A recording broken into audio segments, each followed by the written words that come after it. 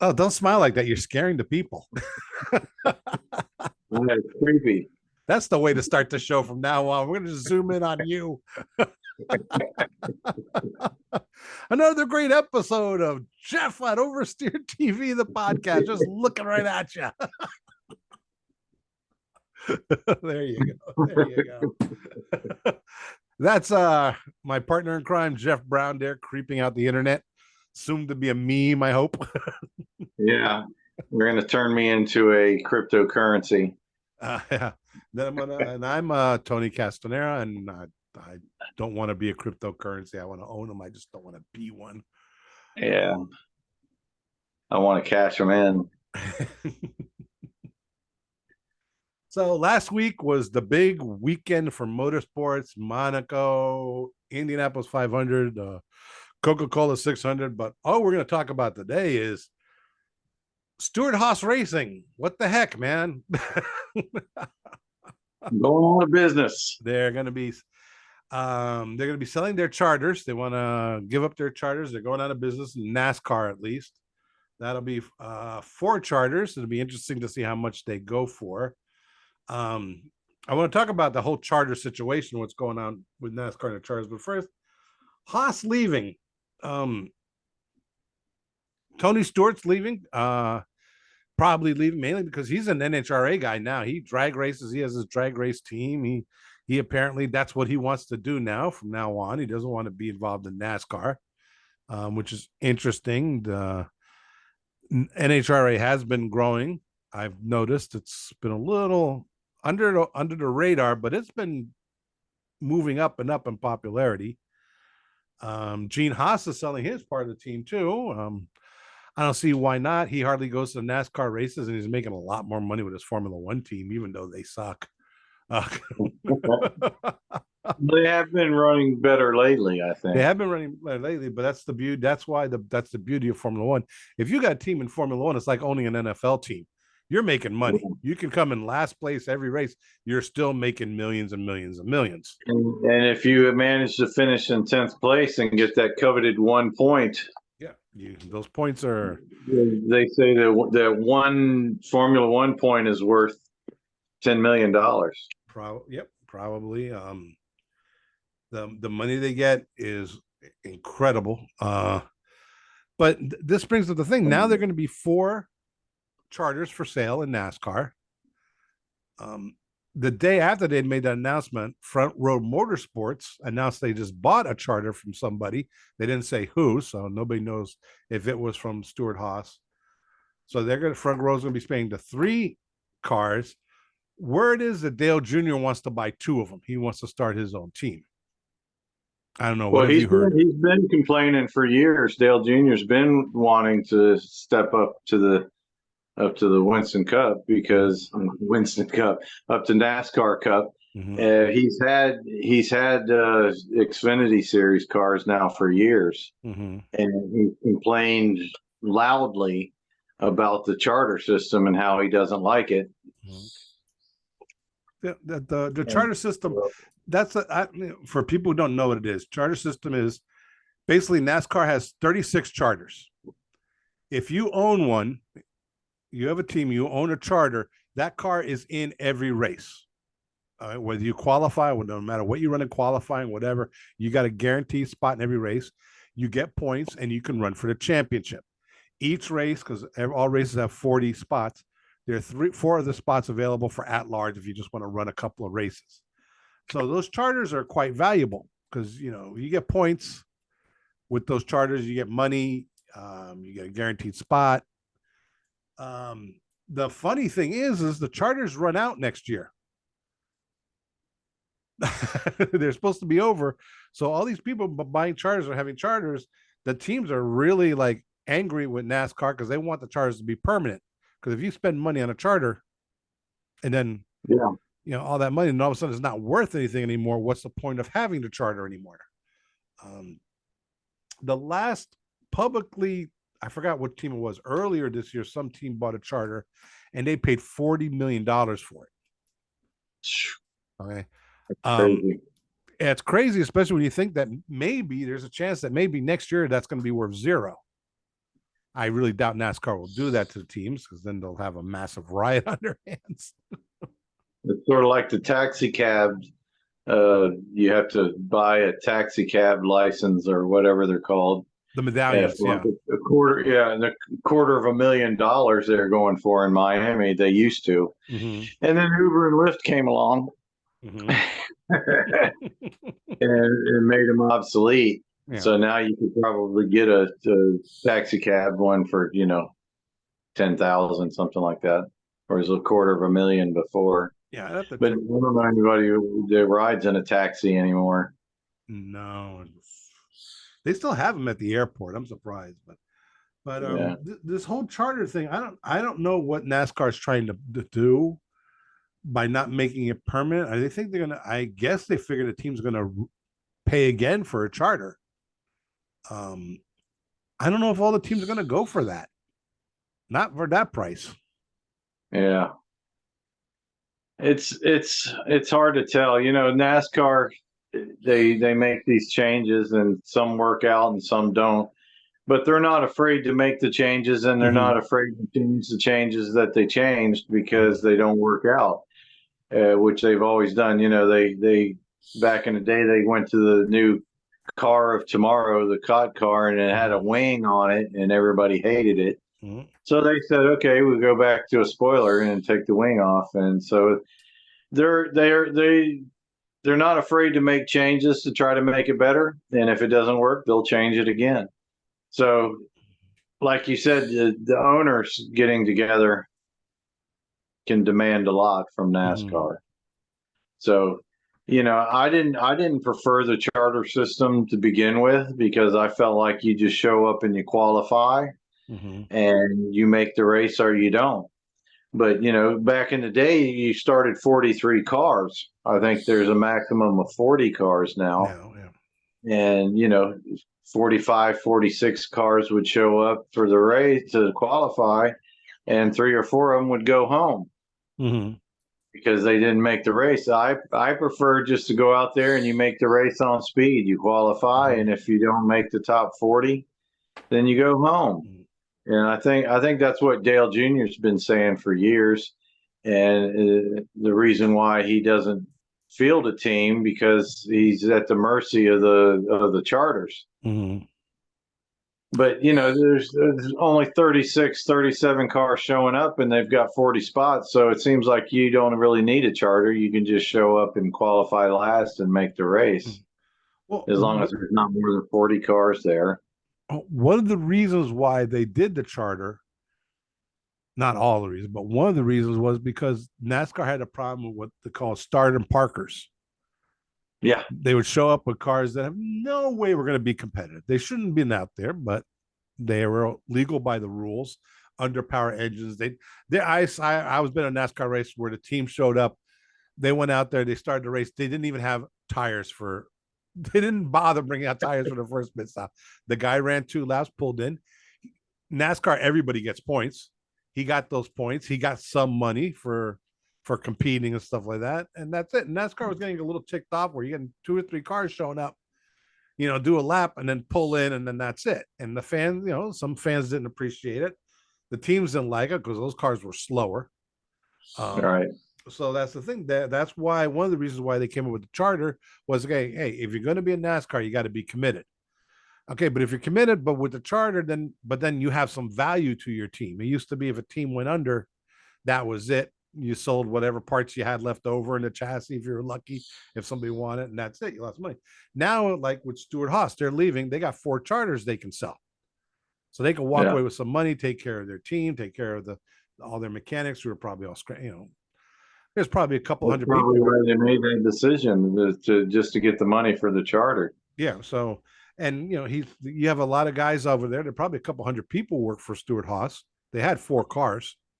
All right. So those people are all out of jobs at the end of the year. This way you make sure you can pay them and take care of them. I'm sure all the good guys already have jobs lined up for next year. They knew it was coming. And like you said, I think Dale Jr. will jump on those charters. I'd like to see the Earnhardt name back in there, be Interesting to see who he gets to drive for. Do it. He's been wanting to do it, and we'll see what happens. It's really hard to predict how that's going to turn out. How's he doing in the Infinity Series? Pretty good, right? Okay. Yeah, there's a lot of cars show up. I think Earnhardt's cars pretty much dominate that series, and so we'll see what happens. I know Gibbs also has cars in there, and the Joe Gibbs' grandson, when he ran that Xfinity Series, he absolutely dominated it, and he's actually starting to do that in Cup. Also, now that he's moved up, and he looks like he's about 12.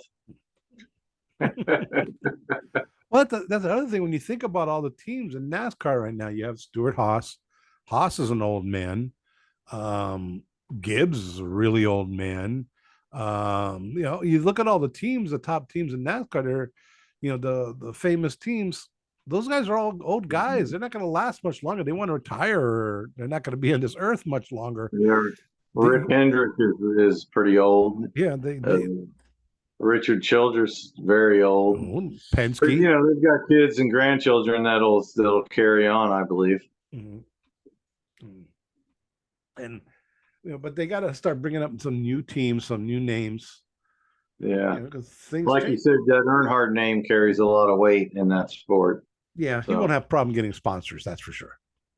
Yeah, or drivers. I mean, I think he'll come in and be a top team right away if he does get those charters. Probably. He's gonna attract top crew chiefs and tire changers and all that are going to be ready.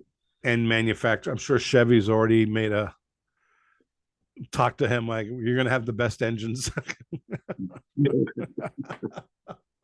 But we need somebody to compete with that top two, the Hendrick and Gibbs teams. They pretty much just dominate. I do like Trackhouse racing. Chastain, he's a South Florida boy from over there, wherever it is, Port St. Lucie or somewhere. Fort Myers, somewhere over there. The other thing in NASCAR, of course, we have to talk about the whole Kyle Larson thing. He ran Indy. It was delayed. He ran pretty good. He got Rookie of the Year. That was a foregone conclusion. They were going to give it to him. Then he hops on a helicopter, then a plane. He goes to Charlotte, gets in the car, sits in the car, and now NASCAR says, "Well, you're out because you didn't beat in the race." He didn't get in the car. It started raining. Yeah, it started raining, and so the weather screwed up the whole weekend for Kyle Larson. First, it delayed the start of the Indianapolis 500, and my DVR ran out of recording time, so I also missed the end of the Indianapolis 500. That was the only interesting part. And then, like you said, he jumped on a helicopter, flew all the way to Charlotte. He jumped. I was watching. He jumps out of the helicopter, jumps on a golf cart, speeds over to the pits, starts putting on his Hans device and helmet. Rain starts pouring down. The race was over. Yep. And if he'd have been able to get in the car and actually get on the track, NASCAR would have said, "Okay, you're cool." But technically, I haven't heard any changes, but technically NASCAR saying, "Nope, you never ran that race, so it doesn't count. Can't be in the chase." Well, they can make an exception. They can make an exception, but they haven't made the exception yet. Last I checked, I think they will. I think it's in their best interest to have Kyle Larson in the chase. True. Yeah. I mean, the reason why the ratings were so good for the Indianapolis 500 is because of the whole Kyle Larson situation. Everybody was following them. 8%. Everybody's calling it the Kyle Larson effect. Which it sounds about right. 8% sounds about right. I have to admit, I watched the whole thing. I was getting a little like, oh wow, Kyle Larson's running 13th. Woohoo! Let's talk about him for 20 minutes. Not the guys in front. Well, I think he led a couple laps, didn't he? He did lead a couple laps. Yeah, he got he because of pit stops and everything. You know how it is in Indy. Everybody leads eventually at Indy. Yeah. It was funny with all the rain. And with the rain washed off all the rubber and everything, I knew at the beginning of the race, oh, we're going to have a yellow real fast. Didn't even get the first lap in. We had a yellow flag and we had a bunch of other yellows. A lot of stupid moves out there in the first half of the race, first 3/4 of the race. But then I don't know if you've seen the ending at least, haven't you? No. Oh, well, hell. I haven't seen a replay or anything. Oh, it was the humanity of it all. But it was yeah, I know I probably missed something good. Yeah, well, you can go on to YouTube. They'll show you the last few laps. And the last few laps were quite exciting. And because of that, everybody forgets what a cluster, what it was, the first 350 miles of that race. But yeah, like you said, Kyle Larson brought in a lot of fans. Supposedly he's going back next year. You think he could do it next year? Yeah, I think with the experience that he got from this year, I think he'll even do better. And maybe the weather won't be so bad and he can make both races. But the race of the weekend was Monaco. That was the race, even though it was led from start to finish. Mm-hmm. I don't think I've ever seen Prince Albert cry. Yeah, I noticed that too. Yeah. I mean, it was the first time somebody born in Monaco won the Monaco Grand Prix. Mm-hmm. And I mean, it was an emotional, people were crying. It was very emotional. It was, and the race, it was it was a parade. Very little of any pass. There was some passing near the back, but in the front, there was no passing. But still, those cars, when you just look going through that track, rubbing their tires right up against the guard railing and everything. It's like, these guys are incredible. And yeah, Leclerc won from start to finish, but he didn't make a mistake from start to finish. He didn't do one single bad lap. He didn't put one tire off. That's how you win. And of course, the emotion of the day, he born and raised there and wins his home race, the first one to ever do it. Prince Albert crying up there on the podium as he's handing out the trophies. It was pretty emotional. I didn't cry, but I could understand the emotion that was going on. And it was I figured it was the race of the weekend. I liked when I was watching it, I called my wife over when they went to the podium and they go, usually at the Monaco Grand Prix, after they hand out the trophies, they told the drivers to hold on a second till they get the royal family off before they do the champagne, because you're not supposed to spray the royal family, right? And I go, you're going to see Albert's going to stay there. And he wants to get what? Not only did he stay there, he had his own bottle of champagne he brought out and started spraying everybody. I've never seen him with that kind of emotion. Like you said, it's usually he hands the trophy out and he walks. So Yeah. But this time was special. It was special. Good for them. Good for the series. Yeah, that's what I think.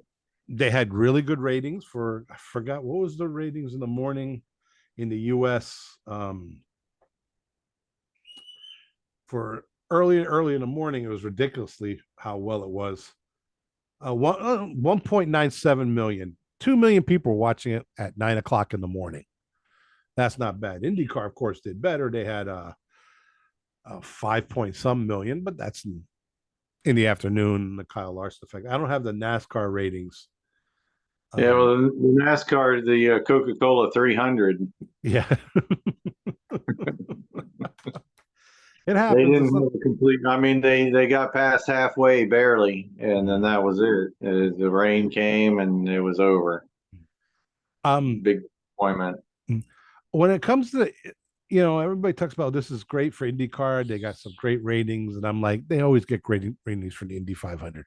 It's like the Kentucky Derby. Everybody watches the Kentucky Derby, and then next week nobody cares about horse racing anymore. Okay. Same next thing, year, the Kentucky Derby. Yeah, same thing with the Indianapolis 500. Everybody cares about the Indy 500. This weekend they're racing in Detroit. Nobody cares about that race. It's going to be on the USA Network. They'll be lucky if they get 300,000 people watching it. It's got, Yeah. and this is one thing I always like to point out. Look I just got this from the guy who gathers this stuff. The top 5 TV markets for the Indianapolis 500. These are the cities that more people watched it than any place else. Of course, it's Indianapolis, ridiculous numbers and everything. But of the top 10, every one of them are a Midwest city. Dayton, Ohio, Milwaukee, Knoxville, Louisville, Cincinnati, Greenville, Columbus, Tulsa, except for the Fort Myers and Naples area, which was the 7th most. But then again, if you go to Fort Myers and Naples, most of those people are from Midwest. They're transplants who moved there from the Midwest. IndyCar has become a regional series. Nobody on the left coast, nobody on the right coast cares about IndyCar, apparently. They'll show up for a couple of races, but nobody's watching it. Yeah, I don't know what they can do to improve that. I mean, it's just the nature of the beast of where we are right now in the economy and the world, and people not getting into racing anymore. The young people are moved on. Back in the day, there was only a couple of things to do or watch, and now it's just a plethora of television channels and YouTube channels, and just so many things to draw away from what was classically races that you watched every week. Formula One's growing crazily here in the U.S. It's they got almost 2 million for a race on the Sunday morning. They had for the Miami Grand Prix, they had over 3 million watching it. IndyCar, except for the Indy 500, IndyCar, if they get, I think that probably the biggest race this after Indy, they might get 1.2 million if it's on network TV. Well, they need to have a good fight. Get Ricky Stenhouse Jr. and Kyle Busch over there to duke it out. Yeah.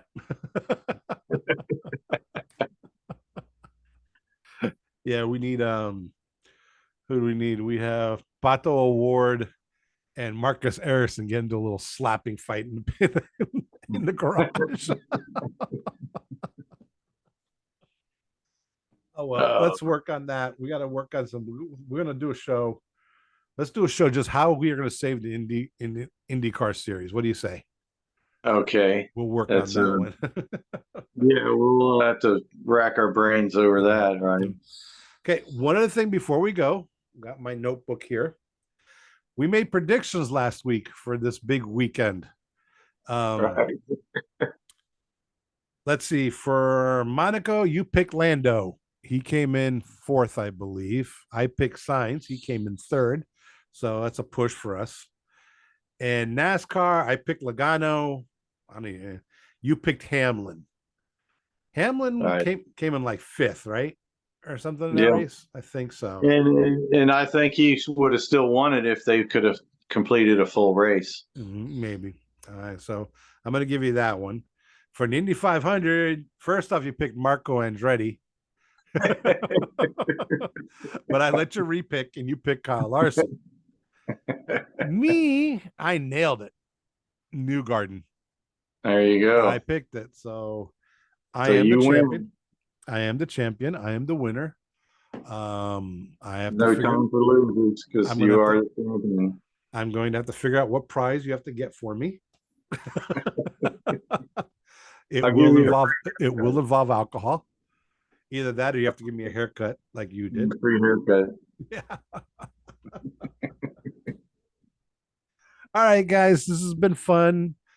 We're going to end this show today right now. Don't forget to like us, follow us, ask us some questions, do some stuff. All right. This has been my pal, Jeff Brown. Say hi, Jeff. Say goodbye, Jeff. Hi, Jeff. I'm Tony Castaner. See you next week with OversteerTV, the podcast.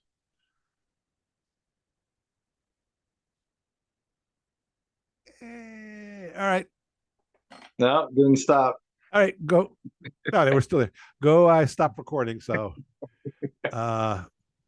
Again.